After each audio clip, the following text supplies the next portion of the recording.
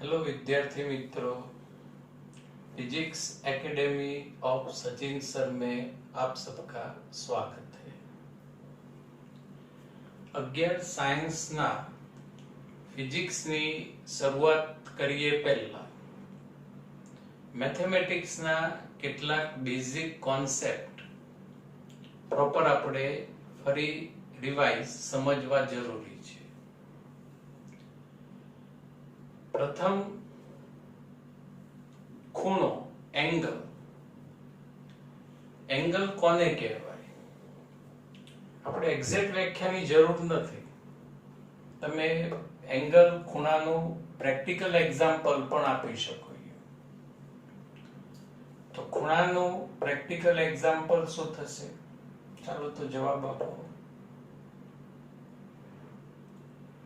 Yes, આ રીતે ખૂણો વિચારી શકાય।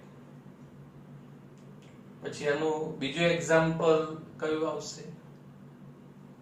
યસ, આપણા રૂમની જે દિવાલનો ખૂણો રહે, કોર્નર, એ પણ શું કહેવાશે? એંગલ, ખૂણો।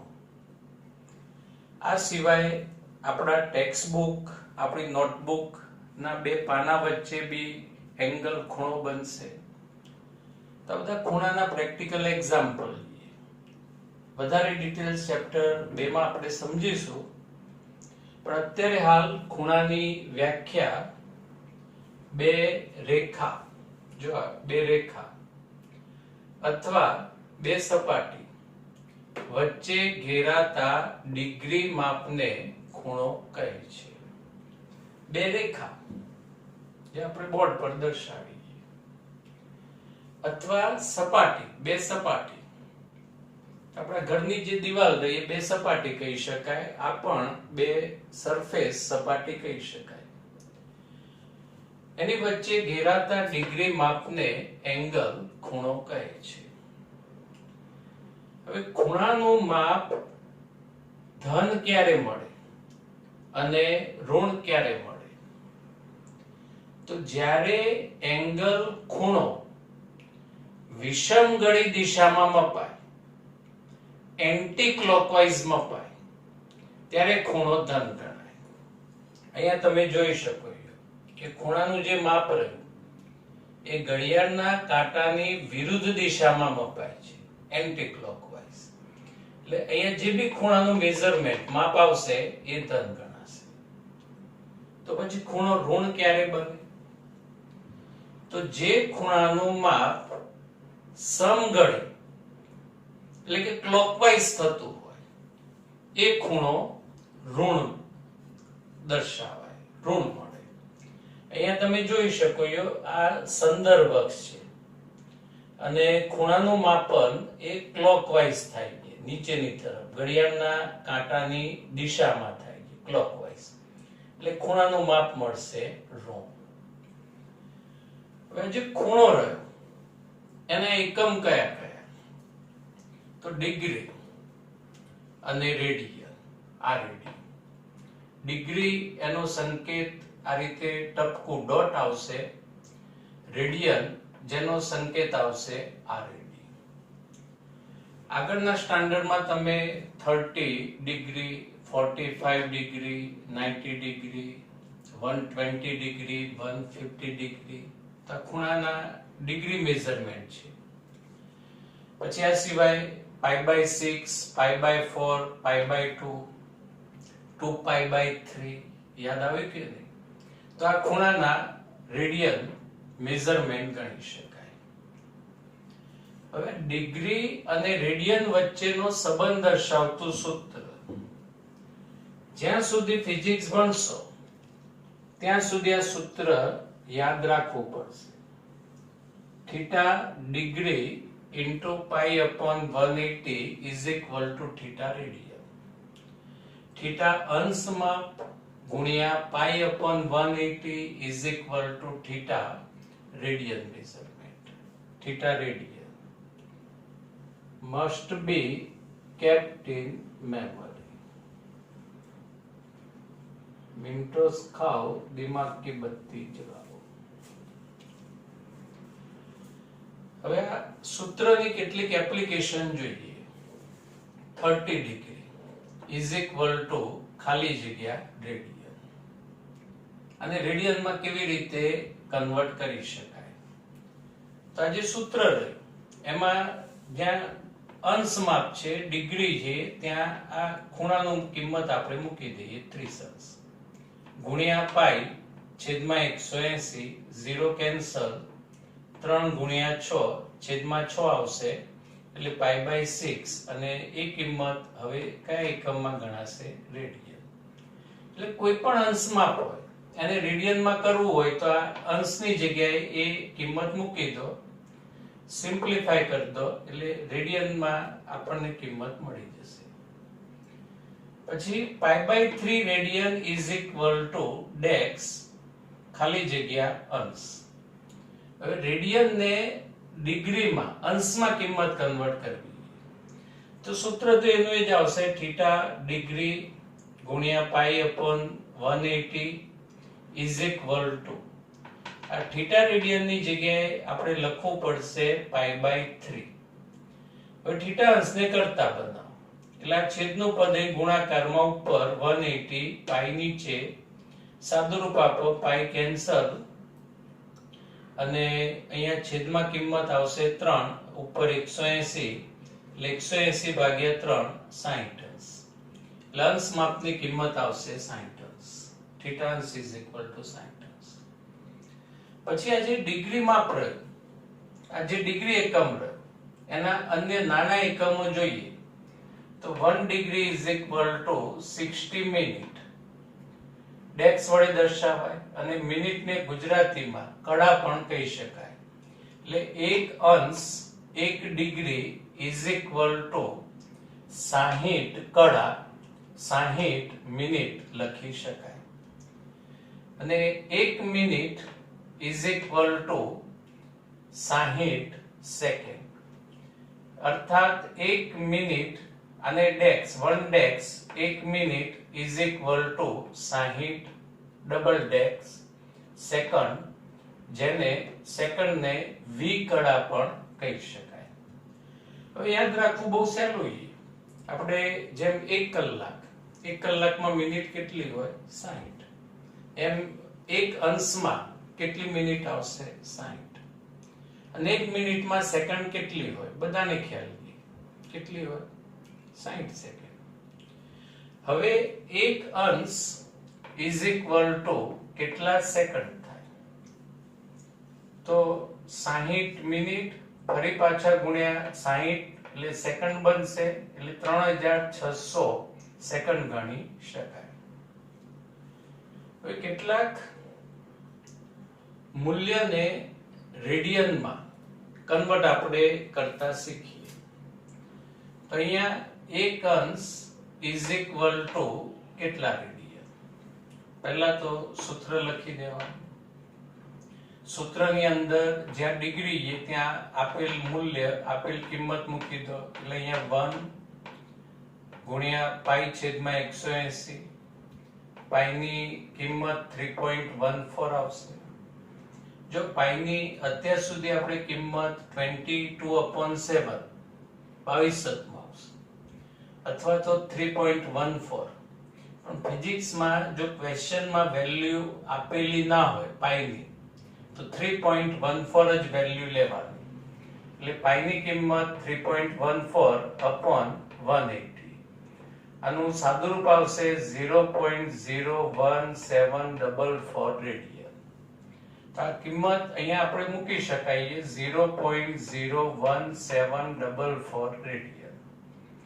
પણ આ જે વેલ્યુ કિંમત રહે એને પ્રમાણિત સ્વરૂપમાં આપણે લખવી સ્ટાન્ડર્ડ ફોર્મમાં. તો પ્રમાણિત સ્વરૂપ સ્ટાન્ડર્ડ ફોર્મ કોને કહેવાય? તો પહેલા અશૂન્ય એવો નંબર હોય 1 2 3 4 5 કોઈ બી અશૂન્ય જે 1 થી 9 સુધીનો કોઈ બી નંબર ફર્સ્ટ હોવો જોઈએ. પછી તરત જ ડેસિમલ પોઈન્ટ ટપકું હોવું જોઈએ અને ગુણ્યા 10 ની ઘાત વાળું પદ હોય. આને આપણે ફિઝિક્સમાં કિંમત વેલ્યુનું પ્રમાણિત સ્વરૂપ સ્ટાન્ડર્ડ ફોર્મ ગણી શકાય. તો જો આ કિંમત રે અને સ્ટાન્ડર્ડ ફોર્મમાં કેવી રીતે કન્વર્ટ કરી શકાય, તો આ જે ટપકું રહ્યું ડેસિમલ પોઈન્ટ એને 1 2 સ્ટેપ જમણી બાજુ ખસેડવું પડે. 2 સ્ટેપ જ આવશે કે 3 સ્ટેપ લેવા પડશે? જો પહેલા તો એક વેલ્યુ આવી જોઈએ, નોન ઝીરો નંબર, અશૂન્ય વર્ગ, અને પછી તરત જ ડેસિમલ પોઈન્ટ ટપકું આવવું જોઈએ. તો અહીંયા આપણે એ માટે 1 and 2 2 સ્ટેપ જમણી બાજુ ખસવા પડે.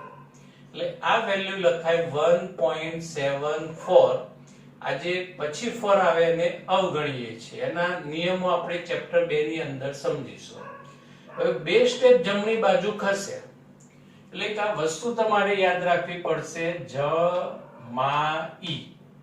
એટલે જમણી બાજુ જેટલા સ્ટેપ ખસીએ એટલી ઘાત માઈનસ આવે.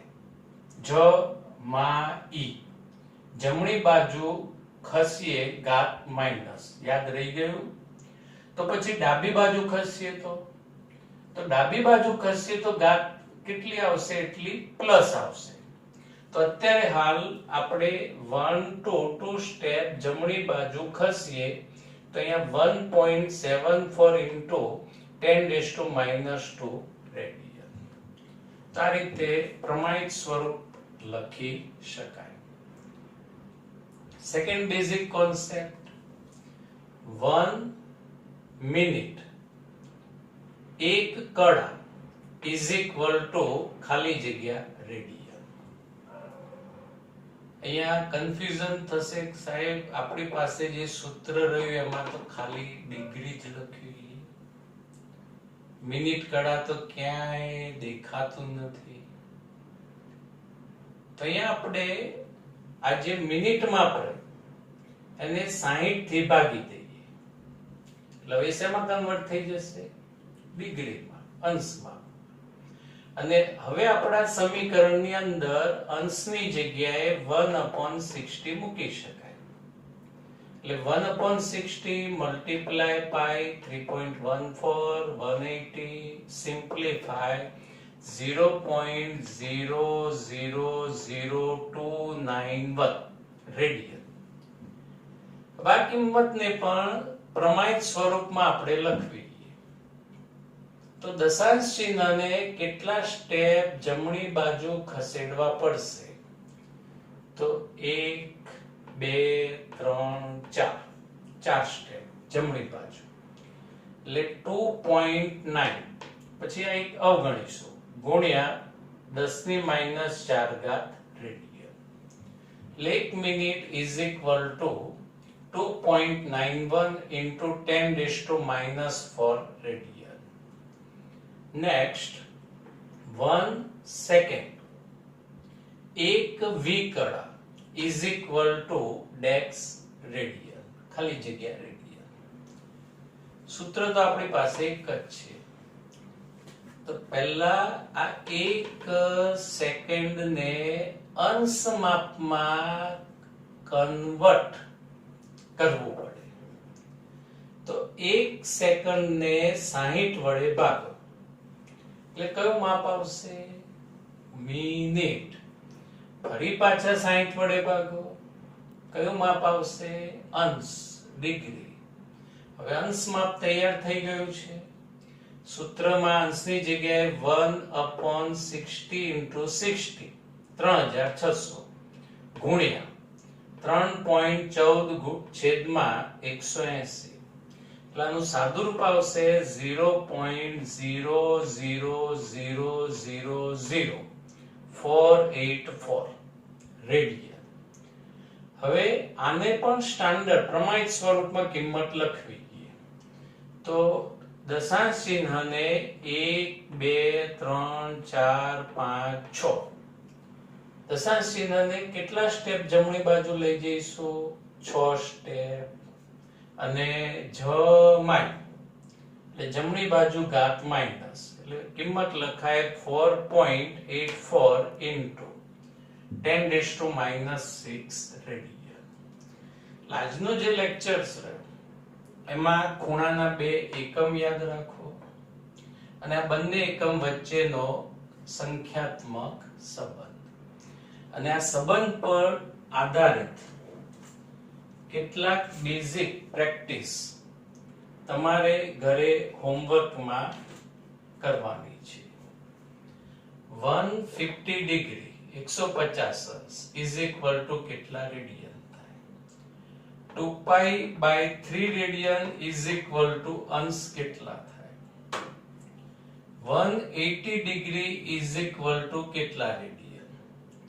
3 pi by 2 radian is equal to કેટલા અંશ? 20 મિનિટ ઇઝ ઇક્વલ ટુ કેટલા રેડિયન? 9 અંશ 40 મિનિટ ઇઝ ઇક્વલ ટુ કેટલા રેડિયન?